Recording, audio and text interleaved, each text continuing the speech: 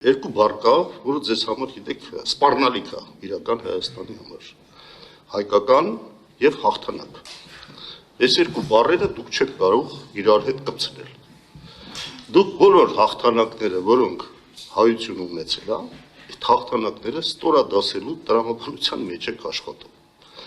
Որտեղ որ հիշատակվում է հայ ժողովրդի հաղթանակի մասին, դուք սկսում եք փորփորել տեսնել իսկապես հաղթանակ է եղել։ Այդ ով ասել, որ այդ հայ ժողովրդի հաղթանակն է։ Այդ ինչ որ մեկին մենք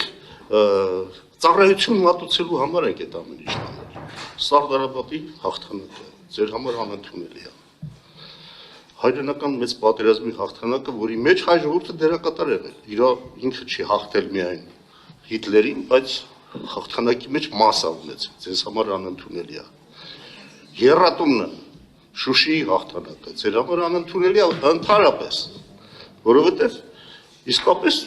հաղթանակ այդ տրամաբանությամբ հայկական հաղթանակ, հայոց հաղթանակ, հայ ժողովրդի հաղթանակ, դա ձեր պատկերացրած իրական Հայաստանի համար մեծ սպառնալիք է, որտեղ դուք պարտություններով պետք է կերտեք իրական Հայաստանը, ինչն էլ անում եք։